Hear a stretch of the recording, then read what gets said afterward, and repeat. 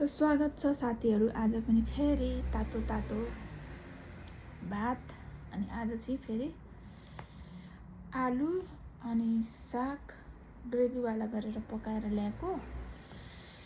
आज चाहिँ भेज लिएर आएको छु अनि साथमा गाजर छ सलादको रूपमा। अनि आज पनि छिटो मिठो मुकबाङ लिएर आएको छु। हेरेर साथ सपोर्ट गरिदिनु होला। अब म खानालाई सुरु गर्छु साथीहरू।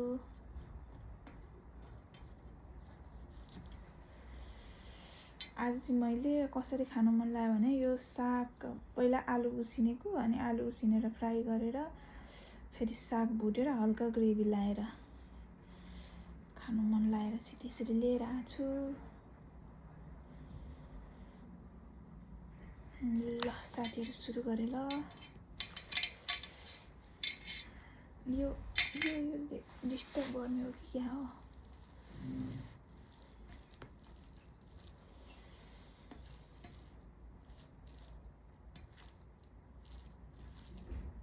आलुमा साग र आलुमा ग्रेभी हालेको कस्तो टेस्ट हुँदो रहेछ।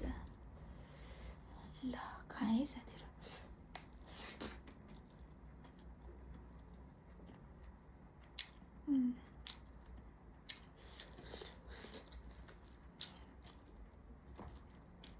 टेस्टी मिठै भएछ। अनि जहिले फेरि यसरी खायो भने मिठो हुँदैन नि। सम टाइम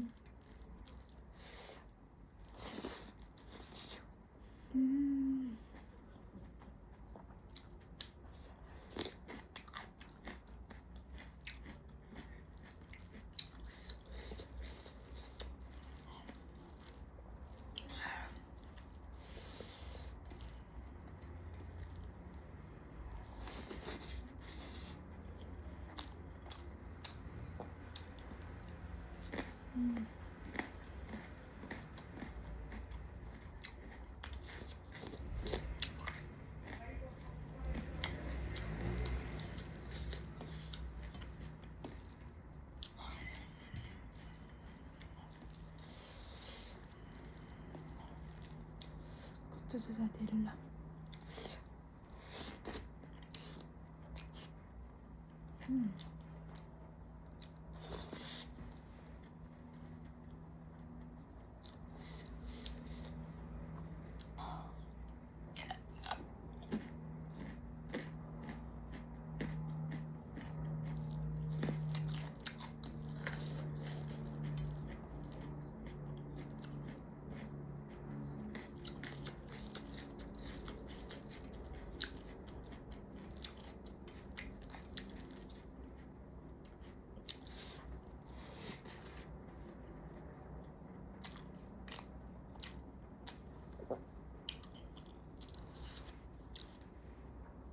सबै हाल्छु ल चट्टै।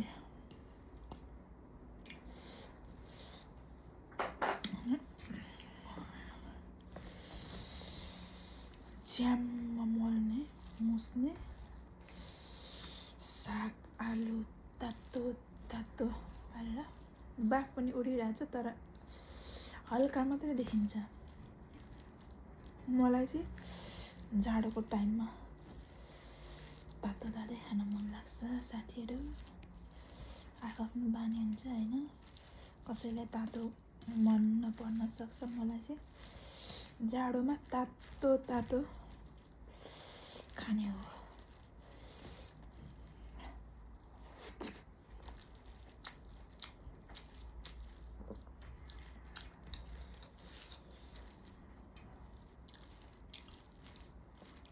पिरो पनि ट्वाक्कै भएछ।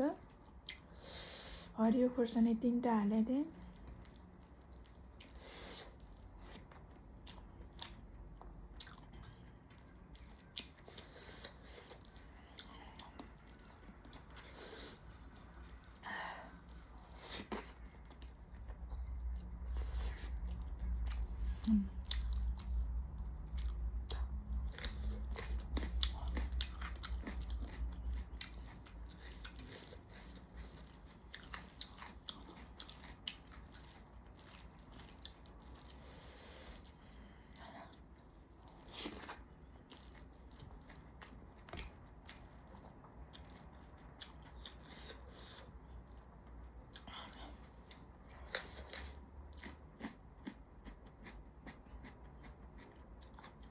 गाजर पनि एकदम रसिलो गुलियो मिठो छ यो गाजर। यसपालिको गाजर चाहिँ मिठो परेछ, त्यही भएर खाएको हो।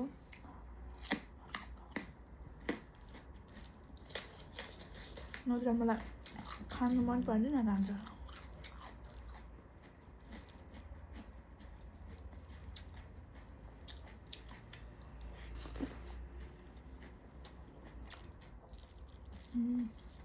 बब्बाल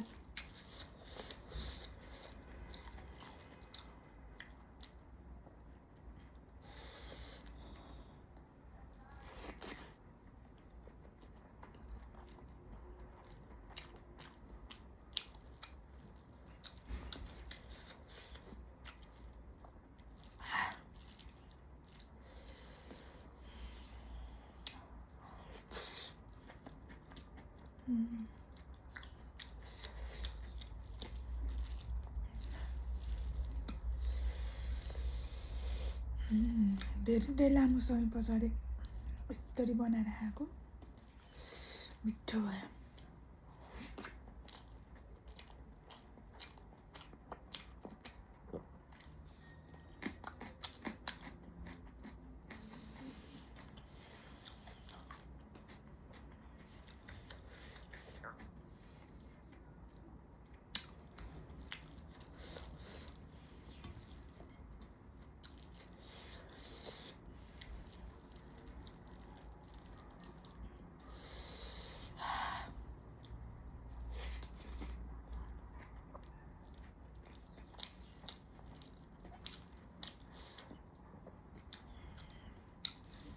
पिरो यहाँ छ कि साथीहरू, त्यही भएर खोर्सानी रोप्नै पर्दैन।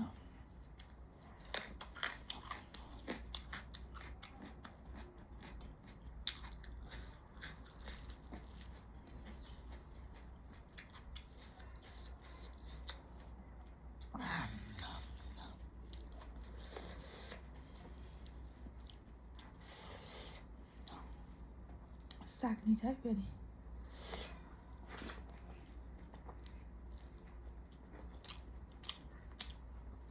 माइन्ड नगर्नु। के भन्छ, यो मेरो चाहिँ रुगा लागे पछाडिको घाउ हो है, नाकमा घाउ छ, यस्तै हो।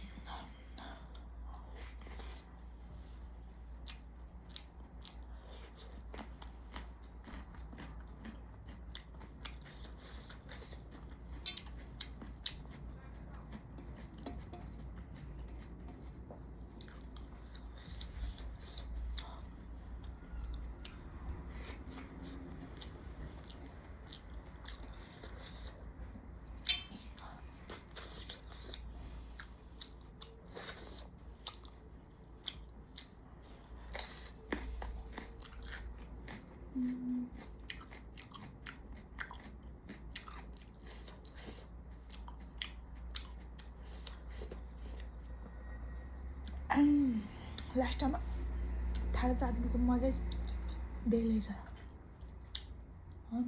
हात चाट्नु होइन, वाउ।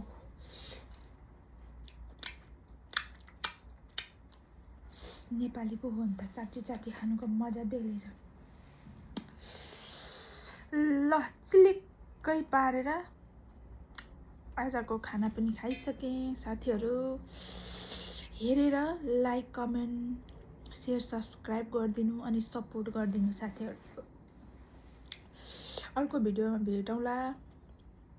आजलाई नै यत्तिकै बिदा हुन चाहन्छु। अर्को भिडियोमा भेटौँला। यतिसम्मलाई म बिदा हुन्छु। By by.